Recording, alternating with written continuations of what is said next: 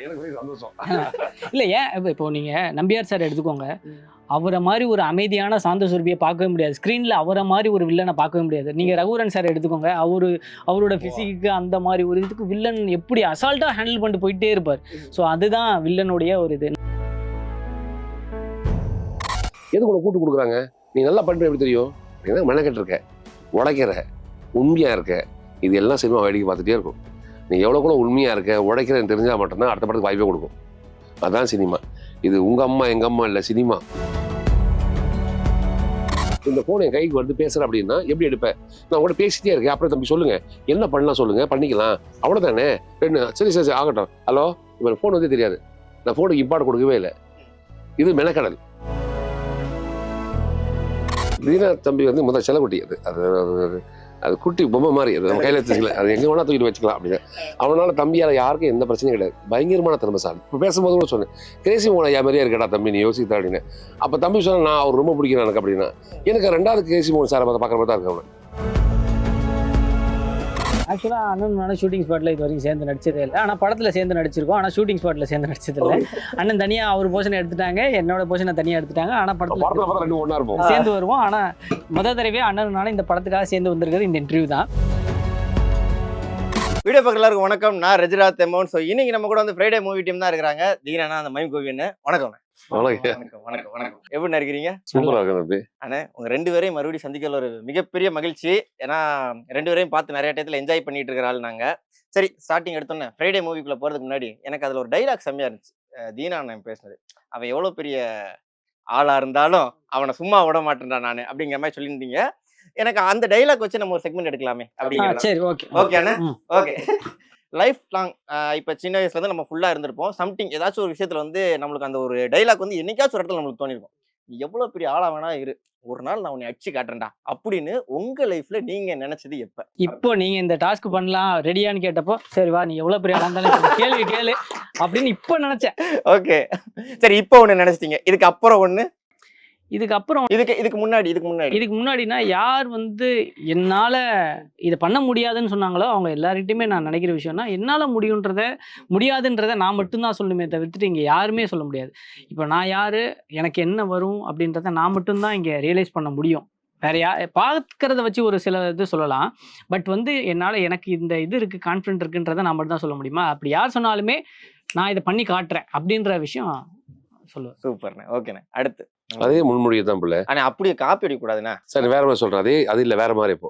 ஆனா இல்ல, சம்திங் ஏதாச்சும் எனக்கு வந்து ஒரு இன்சிடென்ட் சொல்லிட்டு ஸோ இந்த டயத்துல வந்து அந்த மாதிரி நினைச்சேன். எல்லாருக்கும் இருக்கும் பிள்ளை, அது எல்லாருக்கும் இன்பில்டாவே இருக்கும். நம்ம எங்கேயாவது ஒருத்தர் அசிங்கப்படுறோம் அப்படின்னா, அவமானப்படுறோம், அந்த இடத்த விட்டு நம்ம வெளியே வர மாட்டோம்.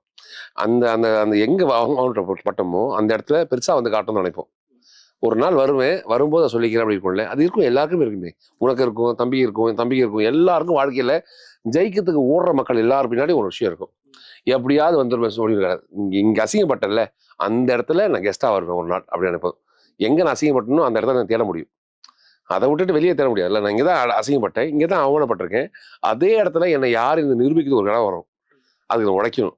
அப்ப இந்த கண்டிப்பா இது எல்லாருக்கும் வரும் இல்லையே, அது வரும், கண்டிப்பா வரும். அது ரொம்ப டீட்டெயிலாக சொல்லிட்டீங்க நீங்க. ஓகே, நான் இன்னொரு கேள்வி கேட்குறேன், அண்ணன்கிட்டே கேட்குறேன். அண்ணன் நான் வந்து இதுக்கு முன்னாடி இன்டர்வியூ எடுக்கும்போது சரி, அப்பயும் சரி, இப்பயும் சரி வரும்போது பயங்கர சாஃப்டான ஒரு கேரக்டராக தான் நாங்கள் பார்க்க முடியுது. ஆனால் அண்ணனை வந்து ஒரு ரவுடியா, ஒரு அரசியல்வாதியா, ஓகேப்பா மைம் கோவி பேர் எழுதிருங்கப்பா அப்படின்றாங்க ஸ்கிரிப்டில். அது எப்படின்னு பார்க்குறீங்க நீ? ஏன்னா மேபி நாங்கள் நிறைய கேரக்டரில் பார்த்துருக்கோம், இருந்தாலும் மேக்ஸிமம் அமௌண்ட் ஆஃப் கேரக்டர்ஸ் வந்து இந்த மாதிரி தான் அண்ணனுக்கு நிறைய இது வருது. ஏன்னா ஒரு கேரக்டர் ரகுடான ஒரு ஆள், அரசியல்வாதி, இல்லைன்னா வந்து பயங்கரமா மிரட்டக்கூடிய ஒரு ஆள் அப்படின்னாலே கோபி அண்ணே அப்படிங்கும்போது வில்லன் சொல்லலாம் தம்பியா, நல்ல வில்லன் தானே. அதுவும் ஒரு கதாபாத்திரம் தான். இங்கே கதாபாத்திரங்கள் என்பது அழகுபடுத்தக்கூடிய விஷயம் தானே. நீயே எல்லா கதாபாத்திரம் பண்ண முடியாது. அப்போ இந்த கதாபாத்திரத்துக்கு ஒரு ஆள் தேவைப்படுறாங்க. அது நானானது போகிற தப்பு ஒன்றும் இல்லையே. நீங்கள் எழுதும் போது என் பேர் உள்ள வர சொல்லவே ஞாபகம் இருக்குல்ல, நான் ஒரு நடிகனா ஒத்துக்கிறாங்க அப்படின்னு விஷயம் இல்லை, நான் ஒரு பர்ஃபார்மர் தெரியுது, அப்போ ஓகே பண்ணிட்டு வர நம்பிக்கை இருக்கு. இது எப்படி அப்படின்னா, இயக்குனருக்கு அந்த நம்பிக்கை வரதுக்கான காரணம் என்னன்னா, நான் நியாயப்படுத்தியிருக்கோம் அந்த கதாபாத்திரத்துக்கு, அதுக்கு மெனக்கட்டுவாங்க அப்படி நம்பிக்கை இருக்கு. அந்த நம்பிக்கையின் வெளிப்பாடு தான் அது. எல்லா அரசியல்வாதம் ஒரே மாதிரி இருக்கப்படுத்தல பிள்ளை, எல்லாம் வேற வேற விஷயம் தான். நீ வெள்ளை சட்டை வெள்ளை வேட்டி கட்டுறதுனால நீ அரசியல்வாதி தான். ஆனா எந்த அரசியல்வாதி பொறுத்தா இருக்கு, நீ எதுக்காக கோவப்படுற, ஏமாத்துறியா, இல்லை திருடுவியா, இல்லை மோசமான ஆளா, இல்லை ரொம்ப நல்ல மனுஷனா, ரொம்ப எல்லாருக்கும் நல்லது பண்ணுவானா, இல்லை கெட்டதை நினைச்சு நல்லது பண்ணுவானா அப்படின்னு விஷயம் கதாபாத்திரம் இருக்குல்ல, அதை டிசைன் பண்ணது ரொம்ப கஷ்டம். அதுக்கு மெனக்கடல் இருக்கு. ஸ்டார் மாதிரி, இந்த ஸ்டார் என்பது அப்படிதான். நீ எங்க ஆரம்பிச்சு எங்க முடிக்க தெரியாது. நீ ஸ்டார் போட்டு விட்டு பாரு, எங்க ஆரம்பிச்சு எங்க முடிக்க தெரியாது. நீ போட்டே போயிட்டே இருக்கலாம். எத்தனை ஸ்டார் வேணா போடலாம் நீ மேலே. நீ போட போட ஸ்டார் கிடையாது. அது மேலே மேலே கோடு கூட தான் நிற்கும் தவிர நீ ஸ்டார் தான். நீ உழைச்சிட்டே இருக்கணும். நீ உழைக்கும் போது அதில் சின்ன சின்ன விஷயம் கற்றுப்போம். எங்கேயோ ஒருத்தர் பார்த்துருப்போம், அதை அப்ளை பண்ணி பார்ப்போம். கை ஆட்டிட்டு பேசியிருப்போம், இல்லை தலையாட்டி பேசியிருப்போம், இல்லை ஒரு ப்ராப்பர்ட்டி கையில் வச்சுட்டு பேசியிருப்போம். அதுக்கு மெனக்கட விஷயங்கள், அந்த ப்ராப்பர்ட்டி கையாள விஷயங்கள். இப்போ என் கையில் ஒரு ப்ராப்பர்ட்டி கையில் இருக்கும், ஃபோன் இருக்குது, எனக்கு ஃபோன் கையில் வரதே தெரியாமல் இருக்கும். இந்த ஃபோன் என் கைக்கு வருது பேசுகிறேன் அப்படின்னா எப்படி எடுப்பேன்? நான் உங்கள்கிட்ட பேசிட்டே இருக்கேன். அப்புறம் தம்பி சொல்லுங்கள், என்ன பண்ணலாம் சொல்லுங்கள், பண்ணிக்கலாம், அவ்வளோதானே. சரி சரி சரி ஆகட்டும். ஹலோ, இப்போ ஃபோன் வந்து தெரியாது, நான் ஃபோனுக்கு இம்பார்ட் கொடுக்கவே இல்லை. இது மெனக்கடல். இந்த ஃபோனுக்கு இம்பார்ட் கொடுக்க அப்படின்னா கையில் எத்தனை எல்லாரும் பார்வைங்க வந்துச்சு. காரணம் இதுக்கு இம்பார்ட் கிரியேட் பண்றேன். ஸோ இது மெனக்கடல், இது அழகான மெனக்கடல். இதுக்கு மெனக்கடக்கும் போது அது எந்த ரோலா இருந்தாலும் பிள்ளை அந்த படத்துல வந்து நம்ம இருக்கிறது பெரிய விஷயம் தானே. சாவரவையும் நடிக்கணும், அவ்வளவுதான். அந்த அதுக்கு என்ன பண்ணியிருக்கேன் அப்படின்னா நான் உடைக்கிறேன், அவ்வளவுதான். அது ஒரு நாள் கோபுரத்தை கொண்டு போய் நிறுத்தும். அது நீ உடைச்சிட்டே இரு. அதனால இந்த கதாபாத்திரம் தான் அந்த கதாபாத்திரம் கிடையாது, எல்லா கதாபாத்திரம் தான். ஆனா சூப்பரா இருந்துச்சு உண்மைக்கு. புரிஞ்சுதா? அதாவது நம்ம பசங்களுக்கு எல்லாமே எப்படின்னா, நம்ம ஒரு விஷயம் சொல்றப்ப புரியாம அதை ப்ராக்டிக்கலா எக்ஸ்பீரியன்ஸ் பண்ணா மட்டும்தான் புரியும். இப்போ நம்ம சொல்ற விஷயம் எனக்கு புரியுமான்றதில்ல. நீங்க இந்த ஃபோன் மேட்டரை சொன்னீங்களே, ஆமா கரெக்ட் இல்லை. நம்ம டக்குன்னு நம்ம பார்வை இந்த ஃபோனுக்கு தானே வந்துச்சு. நம்ம இதை தாண்டி அவர் சொல்றதையே நம்ம அவ்வளவு நேரம் ரிசன் பண்ணிட்டு இருந்தோமே அப்படின்றத பார்த்துட்டு என்னையே தான் திரும்பி பாக்குறேன். ஏன்னா அண்ணன் டைரக்டர் மைண்ட் செட்ல உள்ள ஆளு. ஆமா, சூப்பர் டைரக்டர் தம்பி. ஆமா, நான் அண்ணன்ட்டே சொல்லியிருக்கேன், கண்டிப்பா ஒரு நாள் அண்ணன் டைரக்டரா உட்காந்து நான் ஒரு நாள் இன்டர்வியூ எடுப்பேன் அப்படின்னு ஸ்லாட்ல. ஆக்சுவலா என்ன அப்படின்னா, அண்ணன் சொன்ன மாதிரி வில்லன் அப்படின்ற ஒரு விஷயம் வந்து ரொம்ப பெக்யூலரான ஒரு ஆக்டரால மட்டும் சொல்றேன். ஏன்னா நம்ம ரியல் அப்படி கிடையாது. இப்போ வந்து ஒரு காமெடியன்னா நான் ரியல்ல காமெடி பண்ண தெரிஞ்சவன், அதனால காமெடியனா நம்மள பிக் பண்றாங்கன்னு வச்சுக்கோங்களேன். ஹீரோனா நமக்கு லுக் வைஸ்ல ஒன்று இருப்பாங்க, பிசிக்ல ஒன்று இருப்பாங்க, அதனால ஹீரோ அப்படின்றது பண்ணுவாங்க. ஆனா வில்லன்னா அண்ணன் வந்து உண்மையாவே அதை மாதிரி பண்ணுவாங்க, இது மாதிரி பண்றாங்க, அப்படி கிடையாது. வில்லன்றது மட்டும் இந்த கேரக்டரை உங்களால பெர்ஃபார்ம் பண்ண முடியுன்ற ஒரு ஆக்டரை தான் நம்ம முடியும். எனக்கு சந்தோஷம். இல்ல ஏன் இப்போ நீங்க நம்பியார் சார் எடுத்துக்கோங்க, அவரை மாதிரி ஒரு அமைதியான சாந்த சுரபியை பார்க்கவே முடியாது. ஸ்கிரீன்ல அவரை மாதிரி ஒரு வில்லனை பார்க்கவே முடியாது. நீங்க ரகுவரன் சார் எடுத்துக்கோங்க, அவரோட பிசிக்கு அந்த மாதிரி ஒரு இதுக்கு வில்லன் எப்படி அசால்ட்டா ஹேண்டில் பண்ணிட்டு போயிட்டே இருப்பார். ஸோ அதுதான் வில்லனுடைய ஒரு இது. நான் வந்து மாஸ்டர்ல நெகட்டிவா பண்ணியிருந்தேன். எனக்கு நெகட்டிவ்னு சொன்னா அப்போ நான் நெகட்டிவா அப்படி என்னால எப்படி நீ பண்ணிடலாம் அப்படின்ட்டு. அந்த நேரத்துல நம்ம ரியாக்ட் பண்ற விஷயம், அண்ணன் ஒரு விஷயம் சொன்னாங்க, நம்ம எந்த அளவுக்கு வில்லனை இது பண்றோமோ பெர்ஃபார்ம் பண்றோமோ அந்த அளவுக்கு ஸ்கோர் யாருக்குன்னா ஹீரோவை ஸ்கோர் பண்ண வைக்கணும்னாலே வில்லன் இங்க பெர்ஃபார்ம் பண்ணணும். ஸோ அந்த மேட்டர் தான் வில்லன். ஆனா சூப்பரா சொல்லி காட்டினீங்க. அதையும் நான் இன்னும் இது பண்ணி தான் பார்த்துட்டு இருந்தேன். நீங்க எடுக்கும் போதெல்லாம் வந்து பயங்கரமா நல்லா இருக்குண்ணே, நல்லா இருக்கு. நான் இன்னும் நிறைய பேரை இன்டர்வியூ எடுத்திருக்கிறேன். எல்லாருமே சொல்லும்போது என்னன்னா அந்த கேரக்டர் தான் சொல்லுவாங்க. அந்த கேரக்டர் எனக்கு சேம் கேரக்டர் வருது. வில்லனி சொன்னா ஒரு கிரே ஷேட்னா கிரே ஷேடாவே வருது. அது எனக்கும் தெரியலப்பா, சம்திங் ஸ்டீரியோ டைப் பண்றாங்க நம்ம ஊர்ல அப்படிம்பாங்க. பட் நான் ஃபர்ஸ்ட் டைம், உண்மையிலேயே சொல்றேன், ஃபர்ஸ்ட் டைம் நான் கேட்டது ஸ்டீரியோ டைப்பா இருந்தாலும் அதுல நான் என்னை இம்ப்ரூவ் பண்ற ஒரு விதம் இருக்குல்ல. ஒவ்வொரு கேரக்டர் எனக்கு புதுசு தான். நான் போனை எடுக்கிறதுல கூட ஒரு இம்ப்ரூவேஷன் கொடுப்பேன் அப்படின்னு. அது நான் உங்ககிட்ட தான் பாக்குறேன். ஆனாலுமே சில நேரங்கள்ல சில கலைஞர்களுக்கு வந்து போர் அடிக்கலன்னு அந்த கேரக்டரைசேஷன் இதே கேரக்டரைசேஷன் தான். எப்போ எனக்கு போர் அடிச்சு சினிமா வெளியே போயிடுவேன். நான் சினிமா இருக்க மாட்டேன், எனக்கு சினிமா சேர்க்காது. நீ எப்போ வந்து இந்த சோம்பேறித்தனமும் எனக்கு போதும்னு நினைக்கிறியோ அப்போ சினிமா உனக்கு ஏற்றுக்காது. எனக்கு போதும்னு மனப்பான்மையே கிடையாது. நீ எத்தனை முறை நடிச்சும் நடிச்சுட்டே இருப்பேன். என் வேலை நான் நடிக்க வந்திருக்கேன், சாவர வரைக்கும் நடிக்கணும். அப்போ எப்படி போர் அடிக்கும் எனக்கு? எது உனக்கு போர் அடிக்குதோ அதுக்கு தேவைப்படலன்னு அர்த்தம். உனக்கு மிதமிஞ்சி இருக்கு, அதனால போர் அடிக்குது. இப்போ உனக்கு வயிற்றுல பஞ்சாயத்து இருக்கிற என்ன பண்ணுவேன்? பசிக்குதுன்னு என்ன பண்ணுவேன்? இப்போ சாப்பாடு இல்லை என்ன பண்ணுவேன்? ஓடுவேன். நான் எங்கே ஓடுவேன்? எல்லாத்துக்கும் ஓடுவேன். எங்கே கிடைக்கும் பைசா இல்லை கையில் அப்படின்னா ஓடுவேன். அந்த தேடல் இருக்கணும். தேடல் இருந்தால் தான் நடிப்பு. அப்போ தேடல் இல்லாமல் இருந்தால் போர் அடிச்சிடும். உனக்கு எல்லாமே கிடைக்குது, நிறைய கிடைக்கிறதுனால போதும், அது போதும் அப்படின்னு போதும் மனப்பான்மை வந்துட்டு அதையும் நடிக்க பிடிக்காதுக்குள்ள. எதுக்கு போதும்? நடிக்கலாமே. ஹிந்தி நடிச்சியா, தெலுங்கு நடிச்சியா, மலையாளம் நடிச்சா, இங்கிலீஷ் நடிப்பேன். எனக்கு எந்த மொழியும் தெரியாது, ஆனால் எல்லா மொழியும் நடிப்பேன். எப்படி நடிப்பேன் அப்படின்னா கற்றுக்கிறேன், அவ்வளோதானே. இங்கே யாருமே எடுத்து கூட கற்றுக்கலாம் முடியாது பிள்ளை. வானத்திலிருந்து குச்சானி நம்மளும் பிறந்த மாதிரி தான். எல்லாருக்கும் களவும் கற்று மாதிரி தான். எல்லாத்தையும் கற்றுக்க தான் பிறந்திருக்கும். இப்போ தம்பி ஒரு விஷயம் கற்றுக் கொடுங்க, நான் கற்றுப்பேன், போய் கற்றுப்பேன். நாளைக்கு தம்பி இது நான் டேரக்ட் பண்ண சொல்ல, அண்ணா கோப்பேண்ணா இது கிடையாது, நான் மேலே பண்ணேன், தாராளம் பண்ணுவேன். ஆனால் இன்னொரு வாட்டிக்கு போகலாம், இன்னைக்கு காலம் ஃபுல்லாக வச்சு செஞ்சாலும் பண்ணுவேன். அவனுக்கு பிடிக்கல, நான் பண்ணணும், நான் இம்ப்ரூவைஸ் பண்ணிகிட்டே இருக்கேன். என்னை கற்றுக்கிறதுக்கு ஒரு தளம் அது. இங்கே எல்லாமே கற்றுக்கிறது தான். இங்கே யாருமே பெரிய அறிவாளி என்பது கிடையாது, யாரும் முட்டாளும் கிடையாது. ஸோ உன்னை புதுப்பிக்கிறதுக்கு நீ வழி பண்ணிகிட்டே இருக்க. அதனால எனக்கு இது வந்து ரொம்ப போர் அடிக்குது, இது எனக்கு ஒத்து வராது, அதை நீ முடிவு பண்ணாத, சினிமா முடிவு பண்ண ஒண்ணு. கண்டிப்பாண்ணே. சூப்பர். ஆனா தீனானே அப்புறம் உங்ககிட்ட நான் கேட்கிறேன். என்ன அப்படின்னா, தீனானா வந்து நான் கேரக்டர் பார்க்கும்போது நெறைய கேரக்டர்ல பார்த்துருக்கேன். சேம் அண்ணன்ட்ட சொல்ற மாரி நான் உங்ககிட்ட கேட்கிறேன். ஏன்னா நம்ம ஒரு இடத்துல ஒரு விஷயம் பண்ணி ஹிட் ஆகுறோம். இன்ஃபாக்ட் நம்ம விஜய் டிவில வந்து காமெடி பண்ணி ஹிட் ஆகும்போது, வெளியில இருந்து ஆப்பர்ச்சுனிட்டி வருதுன்னா மேக்ஸிமம் காமெடியா வரும். சிலர்லாம் என்ன செய்வாங்கன்னா, ஓகேப்பா காமெடி வருது நம்ம காமெடி ஜானர்லயே போயிரலாம் அப்படின்னு. ஆனா தீனானா அப்படி இல்ல. இப்பயுமே வந்து அண்ணன் பேசும்போது அந்த மாஸ்டர்ல வில்லன் ரோலா இருக்கட்டும், இல்ல அதுக்கப்புறம் இந்த இதுல பார்க்கும்போதுமே கொஞ்சம் டிஃபரண்டான ஒரு ஷேட் தான் இருந்துச்சு. அதுக்கப்புறம் நடுவுல காமெடி ரோலும் பண்றாப்ல. இந்த பேரியர் உடைக்கிறதுக்கே வந்து ஒரு ஆர்டிஸ்ட்க்கு வந்து அந்த பயம் ஒண்ணு இருக்கும். ஐயோ! இந்த பேரியர் உடைச்சிட்டா நம்மள வந்து எப்படி ஏத்துக்குவாங்க? நம்ம மேபி மார்க்கெட் அவுட் ஆயிருமோ அப்படிலாம் யோசிப்பாங்க.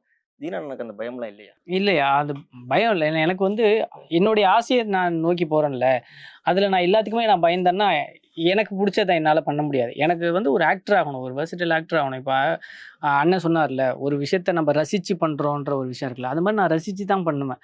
ஆ இதுக்கு நான் நெறைய எஃபோர்ட் போடுவேன். இப்போ அண்ணன் சொன்னாங்கல்ல, நம்ப ஒரு ஒரு இதுக்கும் ஒரு மெனக்கெடல்னு ஒண்ணு இருக்குல்ல, அத நம்ம பண்ணா மட்டும் தான். இப்போ நமக்கு இந்த ஆப்பர்ச்சுனிட்டி கிடைக்கும்போது, நான் இதுக்கு முன்னாடி சொன்னது தான். இதுக்கு முன்னாடி நமக்கு ஆப்பர்ச்சுனிட்டி கிடைக்கும்போது ஓடி தேடி ஆடிருப்போம். நம்ம அதுக்கு ரெகுலரா நமக்கு கிடைக்க ஆரம்பிச்சதுக்கப்புறம் நமக்கு ஒரு லத்தாச்சிக்கா நம்ம ஒண்ணு உட்காந்துருவோம்ல.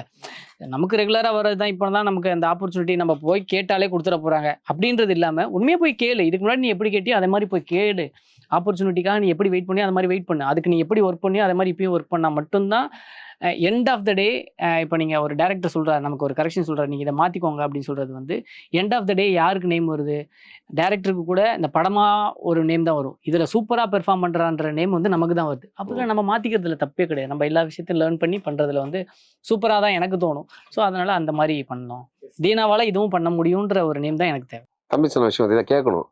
கேளு, நான் கேட்பேன் இப்போ கேட்பேன். இப்போ தம்பி பண்ண நான் கேட்பேன் போய், தம்பி என்ன வாய்ப்புக்கு கேட்பேனே. ஏன் எனக்கு என்ன வெக்கம் இருக்குது? வெக்கமான சூடு நான் நடிக்கிறதுக்காக கேட்கறேன். தம்பி கொடுத்தா எடுத்துக்க போறேன். இல்லையா அண்ணா அடுத்த படம் பண்ண போறேன், அவ்வளவுதான். கேட்காம விட்டுட்டு நான் எனக்கு கொடுக்காம விட்டு அவன் படம் பண்றான் பாத்தியா அப்படின்னு. கேட்டதான் தெரியும். எதுவும் கேட்டதான் கிடைக்கும்ல. உனக்கு பசியத்தை யார் கேட்பா? நம்ம தான் கேட்கணும். அப்ப ஏன் கேட்கற? என் வயிறு பசிக்கே கேட்கிறேன். அதேதான். ஏன் நடிப்பு பசிக்கு நான் கேட்கறேன். இப்ப வந்து அண்ணன் பண்ணுவாருன்ற கான்ஃபிடென்ட் எனக்கு வரணுன்றது ஓகே. முதல்ல அண்ணன் பண்ணுவாருன்ற கான்ஃபிடென்ட் அவருக்கு வரணும். அவருக்கு தான் வரும். இப்போ நான் யாருன்றத நான் தான் சொல்லணும்னு சொல்றேன்ல. அதே மாரி இப்ப நான் நடிப்பேன், இந்த கேரக்டர் நான் பெர்ஃபார்ம் பண்ணிருவேன்ற நம்பிக்கை எனக்கு இருக்கு. அந்த நம்பிக்கையில போய் நான் அவர கேட்கிறேன். அவருக்கு இருந்துச்சுன்னா அவர் கண்டிப்பா பண்ணிருவாரு. அவ்வளவுதான் விஷயமே. அதுக்காக நம்ம கேட்காமலே இருக்கக்கூடாதுல்ல. நான் நம்புவேன், நான் பண்ணுவேன் சார் அப்படின்னு சொன்னா தான் அவருக்கே தோணும். ஆமா இவன் ஏன் பண்ணக்கூடாது அப்படின்ட்டு சொல்றது தான் பிரேக் பண்றதுல. கண்டிப்பா. ஒரு நடிகனுக்கு ஈகோ இருக்கக்கூடாது முதல்ல. ஈகோ இருந்தாலே போச்சு. நீ எங்க இருந்து ஆரம்பிச்ச? எனக்கு வேணா எல்லாம் காரு பங்களா எல்லாம் இருக்கலாம். நீ எங்க துவங்கின? அந்த முதல் படத்துக்கு ஆசைப்பட்டிருப்பில்ல, ஒரே ஒரு சீன் கிடைக்காதா? அதுல ஒரு டைலாக் பேச மாட்டோமா? இன்னைக்கு ஒரு பக்கம் டைலாக் கொடுக்குறாங்க, என்ன பண்ணின? அது தக்க வச்சுக்க என்ன பண்ணிட்டு இருக்க? அந்த உழைப்பு இப்ப இல்லையே. அது தள்ளி போகுது. அப்போ அந்த உழைப்போட 4 மணிக்கு உழைச்சு கொண்ட போலி. அப்புறம் அடுத்த படத்துக்கு நீ வாய்ப்பு. உன்னை எதுக்கு இவ்வளோ மக்கள் இருக்காங்க, சினிமா தேடுற மக்கள் எதுக்கு உனக்கு கொடுக்க போறாங்க? எதுக்கு உனக்கு கூட்டு கொடுக்குறாங்க?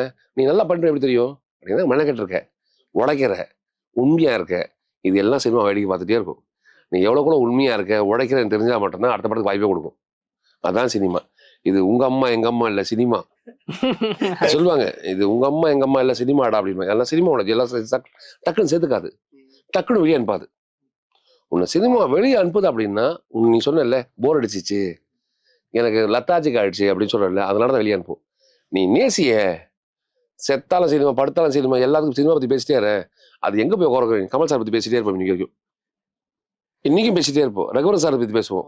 அவங்க ஒரு டிக்ஷனரி அப்படின்னா ரகுவரன் சார் மாதிரி பண்றீங்கன்னு, சலம் அப்படின்னா பிரகாஷ் ராஜ் சார் மாதிரி பண்றீங்க, அது டக்குன்னு சட்டத்துக்கு வச்சுக்க ரஜினி சார் மாதிரி பண்றீங்க. அது டிக்ஷனரி, அந்த டிக்ஷனரியில் போயிட்டாங்க.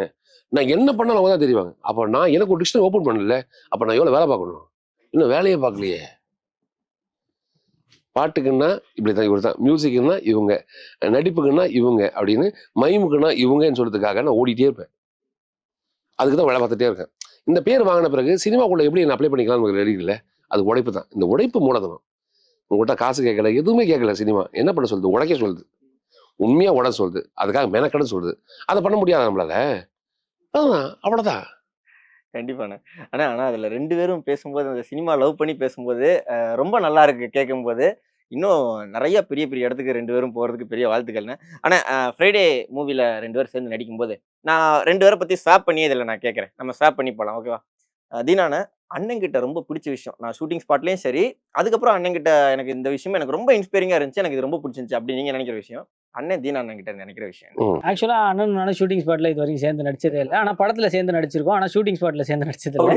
அண்ணன் தனியா அவர் போர்ஷன் எடுத்துட்டாங்க, என்னோட போர்ஷனை தனியா எடுத்துட்டாங்க. ஆனா படத்துல பார்த்தா ரெண்டு ஒண்ணா இருப்போம். சேர்ந்து வருவோம். ஆனா தடவையே அண்ணன் நானும் இந்த படத்துக்காக சேர்ந்து வந்திருக்கிறது இந்த இன்டர்வியூ தான்.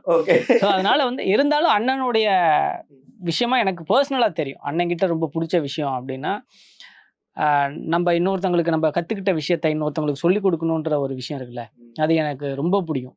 ஸோ அந்த மாதிரி ஆளுங்களை நான் தேடி தேடி போவேன். ஸோ அந்த மாதிரி ஒரு ஆள் தான் வந்து எனக்கு கோபி அண்ணன்.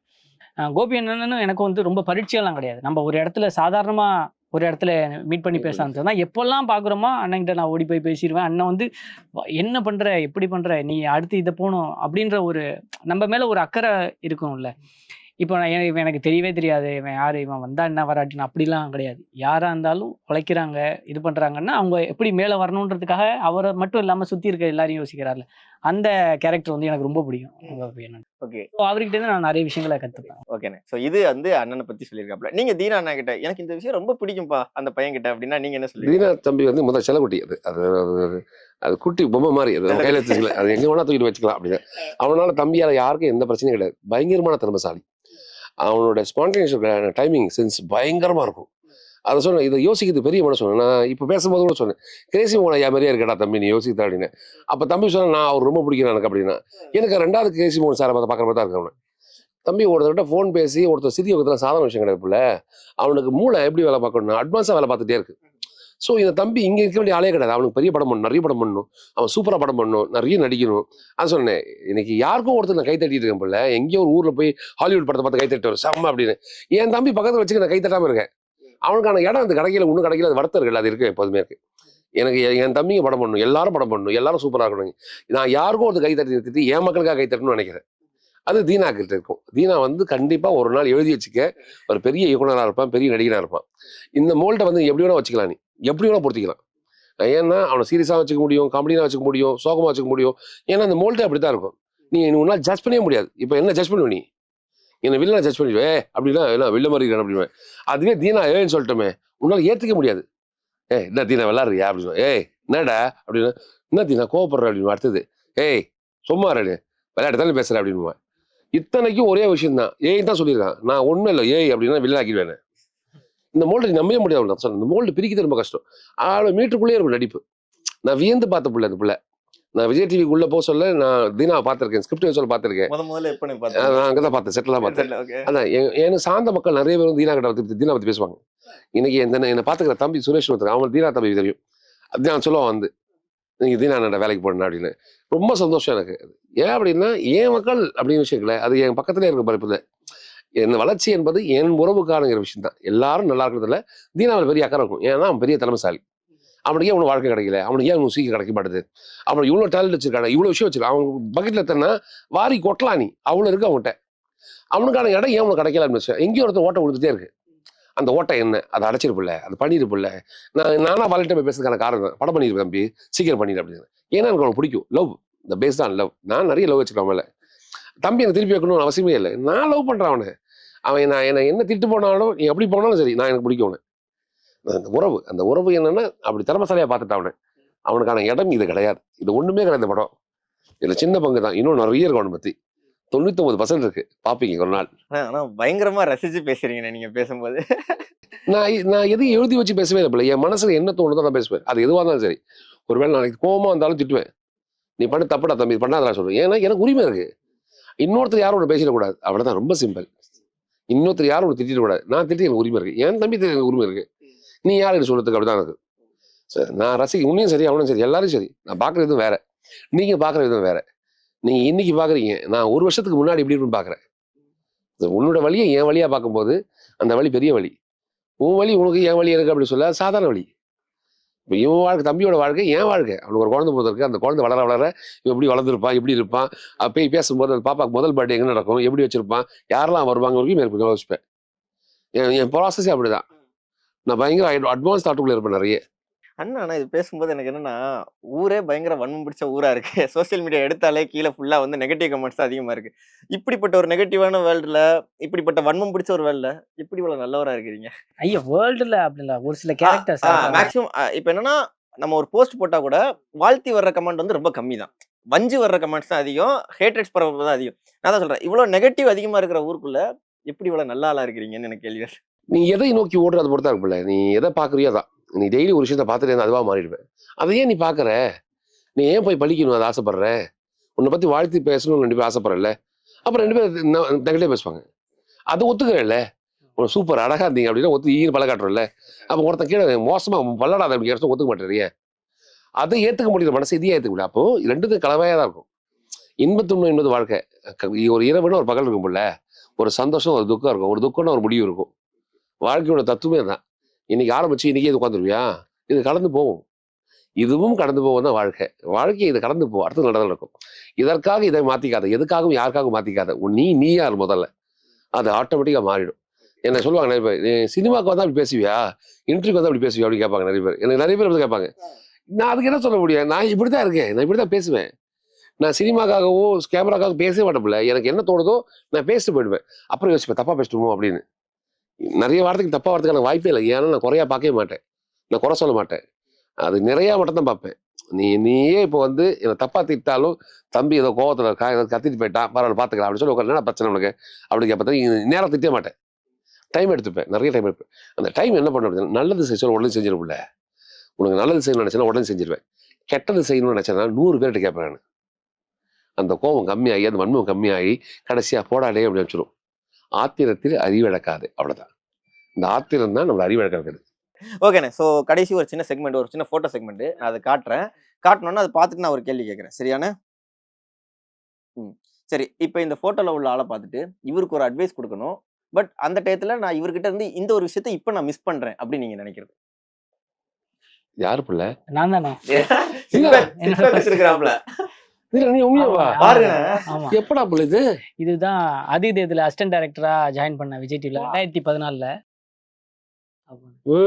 அப்போ வந்து அத்லெட்டிக்ஸ் எல்லாம் பண்ணிருந்தேன், மேரத்தான் அத்லெட்டிக்ஸ் எல்லாம் பண்ணும்போது அப்படி இருந்தது.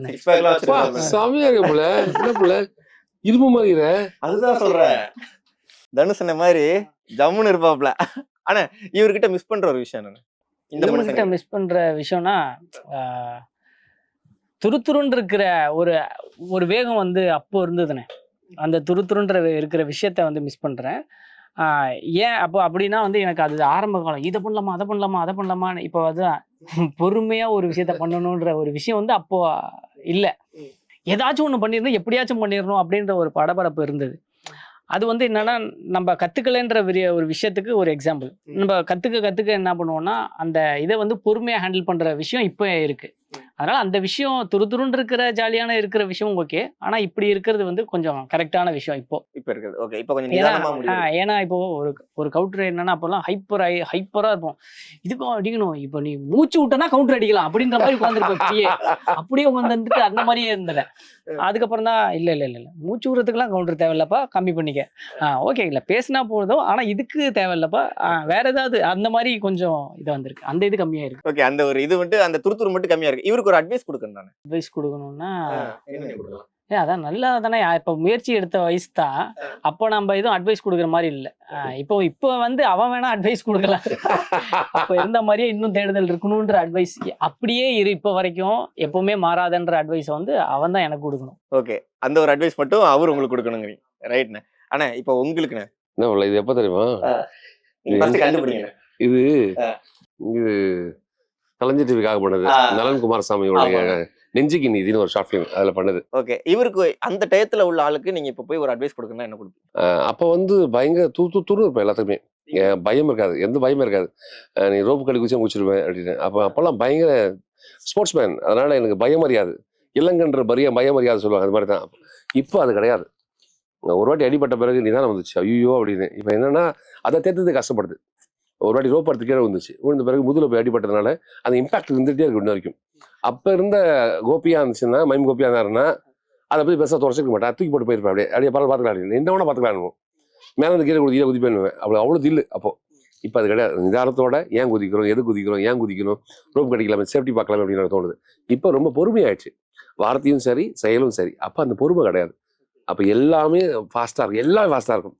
எனக்கு எல்லாமே ரொம்ப ஸ்லோவாக நிதானமாக இருக்குது. அப்போ நிதானம் கிடையாது. அவ்வளவுதான். நிதானத்தை கத்துக்கிட்டேன். நிதானத்துக்கு இப்போ அவர் அட்வைஸ் கொடுத்தோம்னா நிதானத்தை கத்துக்கோங்க அப்படின்னு சொல்லி கொடுப்பீங்க. ஆமா, அந்த அளவுக்கு அறிவு இல்லை அப்போ அவனுக்கு. இப்போ ஓரளவுக்கு பரவாயில்ல, சொல்ற அறிவு இருக்கு, அதனால கேட்கற தன்மை இருக்கு. ஓகேண்ணே, அவ்வளவுதான். சூப்பர்ண்ணே சூப்பர்ண்ணே. உண்மைக்குமே ஃப்ரைடே மூவி ரிலேட்டடாவே நீங்க அதை 2 பேருமே சொல்லிட்டீங்க. ஏன்னா ஒரு ஒரு முடிவு எடுங்க, ஆனா அதை நிதானமா எடுங்க, அதை கரெக்டான இது எடுங்க அப்படிங்கறதான் ஃப்ரைடே மூவியா இருக்கட்டும். அண்ணனுங்க 2 பேரோட லைஃப்லயும் அதுதான் அண்ணன் சொல்லியிருக்காங்க. ஸோ அதனால நாங்களும் கண்டிப்பா ஃப்ரைடே மூவி பார்க்குறோம். எங்களுக்காக நேரம் ஒதுக்கி ரொம்ப அழகா இன்டர்வியூ கொடுத்தீங்க. Thank you so much. தேங்க்யூ.